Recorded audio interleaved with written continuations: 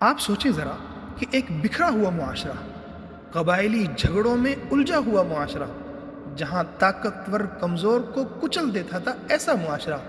ایسے وقت میں نبی کریم صلی اللہ علیہ وسلم نے ایک تحریر لکھوائی جس نے تاریخ بدل دی۔ یہ تھا میثاق مدینہ، پہلا اسلامی آئین جس نے دشمنوں کو بھائی اور بکھرے ہوئے قبیلوں کو ایک امت بنا دیا۔ آج کی دنیا میں جس انصاف، مساوات اور قانون کی بات ہے، وہ سب 1400 سال پہلے مدینہ میں نافذ ہو چکا تھا۔ میثاق مدینہ کیا ہے؟ یہ معاہدہ نبی کریم صلی اللہ علیہ وسلم نے مدینہ پہنچنے کے بعد مسلمانوں، یہود اور دیگر قبائل کے درمیان کروایا تھا۔ اس کی بنیاد انصاف، اخوت اور تعاون پر رکھی گئی تھی۔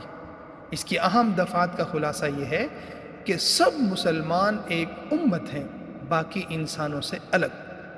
سب مسلمان ایک امت ہیں، باقی انسانوں سے الگ۔ مہاجرین و انصار دیت اور فدیہ میں ایک دوسرے کے مددگار ہوں گے۔ نمبر 3، کمزور یا بے کس کو محروم نہیں رکھا جائے گا۔ نمبر 4، سب مل کر ظلم اور فساد کے خلاف کھڑے ہوں گے، چاہے اپنا ہی بیٹا کیوں نہ ہو۔ نمبر 5، کوئی مومن کافر کے مقابلے میں مومن کو قتل نہیں کرے گا اور نہ ہی کافر کی مدد کرے گا۔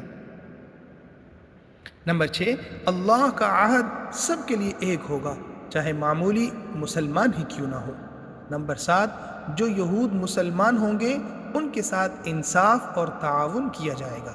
نمبر 8، مسلمانوں کی صلح اور جنگ سب کے لیے ایک ہوگی، کوئی اکیلے معاہدہ نہیں کرے گا۔ نمبر 9، خون ناحق کا بدلہ برابری سے لیا جائے گا۔ نمبر 10، جو اختلاف ہوگا اسے اللہ اور رسول صلی اللہ علیہ وسلم کی طرف لوٹایا جائے گا۔ اس معاہدے کی اہمیت کیا تھی؟ فرمایا کہ یہ دنیا کا پہلا تحریری آئین تھا۔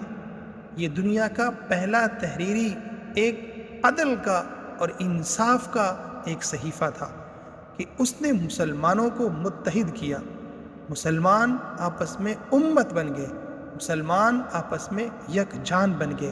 مدینہ میں امن و امان قائم ہوا، غیر مسلموں کے ساتھ عہد اور انصاف کی بنیاد پر تعلقات قائم ہوئے، اور غیر مسلم مسلمانوں کے عہد کو دیکھ کر، مسلمانوں کے انصاف کو دیکھ کر، رسول اللہ صلی اللہ علیہ وسلم کے اخلاق کو دیکھ کر چوک در چوک اسلام کے اندر داخل ہونے لگے۔